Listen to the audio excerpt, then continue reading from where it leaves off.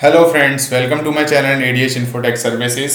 Employees Provident Fund Organization ने recently frequently asked questions issue किए हैं in view of the problems or the confusion which is faced by employers as well as employees in relation to reduction in statutory rates of EPF contribution from 12% to 10%. सबसे पहला question है कि what is the revise rate of EPF contribution which is announced by central government under आत्मनिर्भर Bharat package. तो जो revise rate था, जो 12% पहले एग्जिस्टिंग रेट था, उससे रिड्यूस करके 10% कर दिया है of basic wages and DRN allowances. ये for all class of establishments के लिए है जितने भी कवर्ड होते हैं employ provident fund and miscellaneous provision act 1952 के अंदर। Second question, what is the objective of reduction in rate of contribution. इसके रेट ऑफ कंट्रीब्यूशन का रिड्यूस करने का ऑब्जेक्टिव क्या था कि जो पहले कंट्रीब्यूशन 12% था उसको 10% कर दिया गया, जिससे क्या है कि जो बेनिफिट है वो both employees as well as employers को साथ साथ एस्टेब्लिशमेंट को मिलेगा।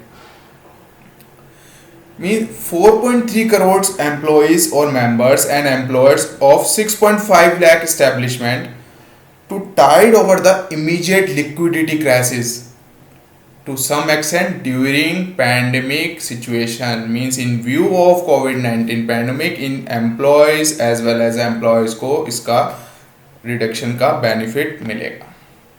नेक्स्ट थर्ड क्वेश्चन की बात करते हैं, whether any notification has been issued under the EPF and MP act 1952 for reducing the rate of contribution, if so how can I access the notification.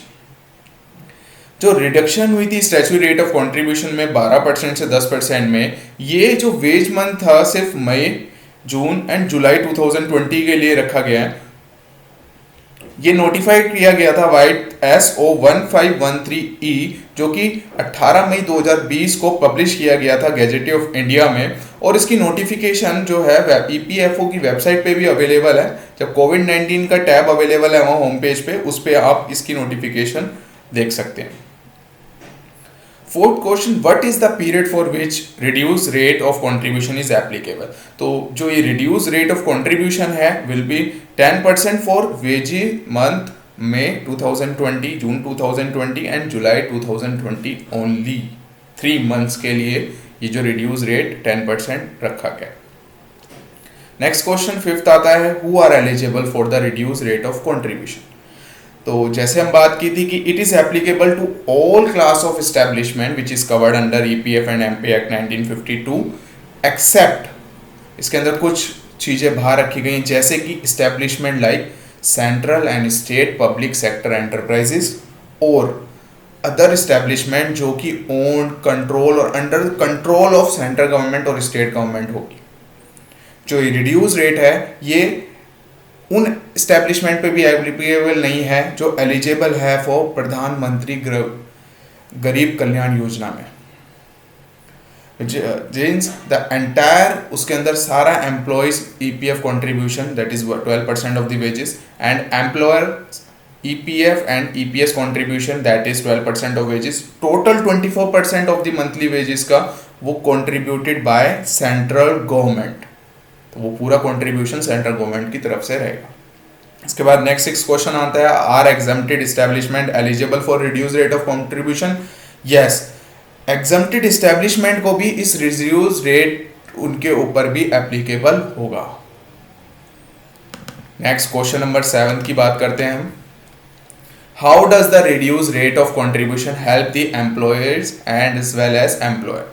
तो जो रिड्यूस रेट ऑफ कंट्रीब्यूशन है from 12% to 10%, इसके अंदर जो employees के लिए benefit ये है कि जो higher take amount take home and pay due to reduction from his pay on account of EPF contribution. अब क्या है कि जब डिडक्शन जो है उनकी कम हुआ करेगी तो वो ज़्यादा से ज़्यादा अमाउंट अपने घर लेके जा सकते हैं। And employer shall have also his liability reduce. Employer की भी क्या हुआ है कि जो पहले लाइबिलिटी 12% की होती थी अब वो 10% की हो गई, तो एम्प्लॉयर की भी जो लाइबिलिटी है 2% रिड्यूस कर दी गई है। जैसे 10,000 जो है मंथली एक पर्सन की वेजेस थी, उसमें अब पहले जो था वो 1200, 12%, 1200 जो डिडक्ट होता था as a contribution, part of contribution. अब जो है न्यू रेट के हिसाब से 1000 ही होगा, तो 1200 रुपीज़ वो एक्स्ट्रा रिसीव करके लेके जाएगा एट करंट सिचुएशन। और एम्प्लॉयर भी के साथ भी ऐसा ही है कि वो 1200 जो पहले होता था वो अब न्यू रेट के हिसाब से 1000 रुपीज़ ही उसको टुवर्ड ईपीएफ कंट्रीब्यूशन में डिपॉजिट कराना पड़ेगा as a part of EPF contribution. Next question number 8 आता है, I get salary under cost to company model, that is CTC model के अंदर, will the reduce rate of contribution from 12% to 10% still benefit me. जो cost to company model है उसके अंदर जो 10,000 जो मंथली वेजेस अगर किसी की है, तो सीटीसी मॉडल के अंदर जो एम्प्लॉय है वो 200 more directly from the employer as employer.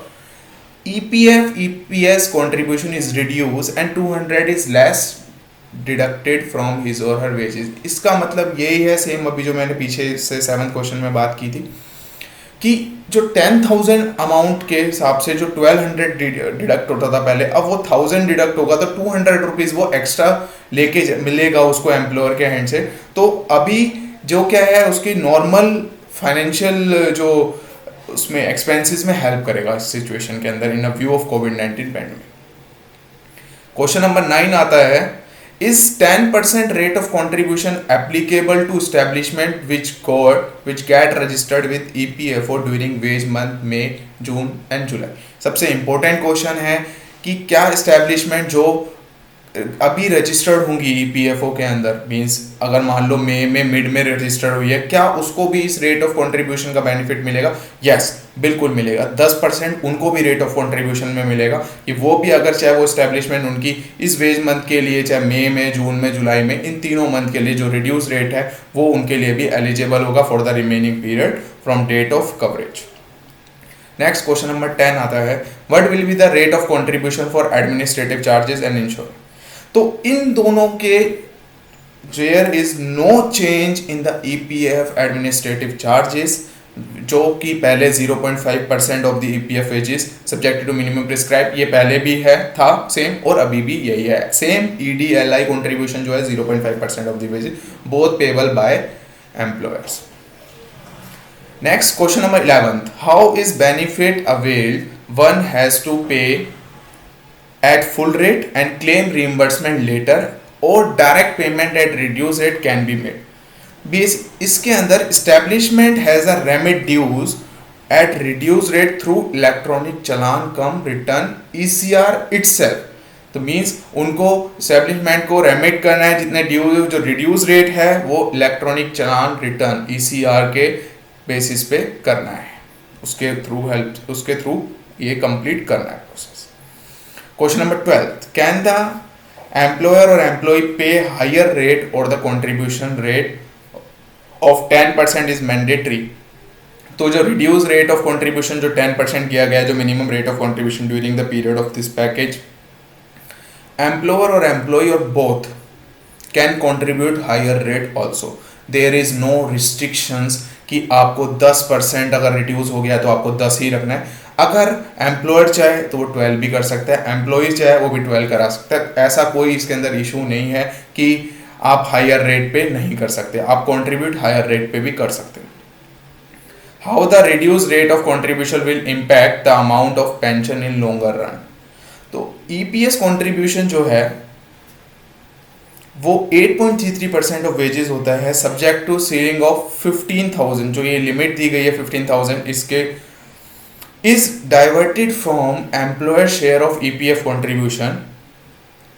जो ये एम्प्लॉय का शेयर होता है उसमें से डाइवर्ट किया गया है, मींस उसमें ईपीएस का जो शेयर होता है वो 8.33% होता है, और जो ईपीएफ कंट्रीब्यूशन है, contribution to 10% will not reduce the pension contribution और benefit.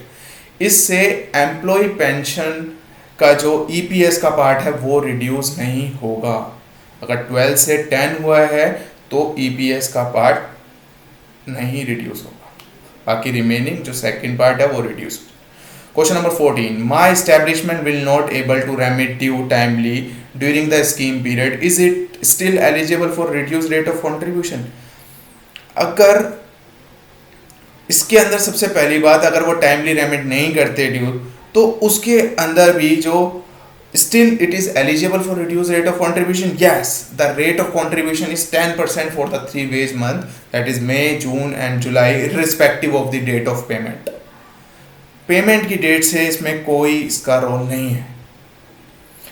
Next, is the option to contribute at reduce rate available to establishment availing Pradhan Mantri Rozgar Protsahan Yojana, that is PMRPY benefits. Yes, establishment availing PMRPY benefit can remit contribution at reduced rate. The next and the last question, question number 16. The rate of contribution for my establishment is 10% as it is engaged in manufacturing of core gum. Will the rate of contribution be further reduced for my establishment? एक इन establishment के लिए ना एक reduce rate of contribution दिया गया था पहले, जो कि SO 320E डेटेड 9 अप्रैल 1997 को दिया गया था. इससे अगर 12% से 10% हुआ है तो ये इसके अंदर ऐसा नहीं है कि इसमें भी रिड्यूस होगा, वो नहीं है. तो जो already reduce entity, those establishment which are already entitled to reduce rate of contribution 10% are not eligible for further reduction in rate of contribution. तो ये 16 FAQs जो EPFO ने रिलीज किए हैं in sort out the issues or the problems of the employees and give clarity on the topic reducing rate from 12% to 10% of EPF contribution. Thank you for watching this video and subscribe our channel ADH Infotech Services for more knowledge and quick updates.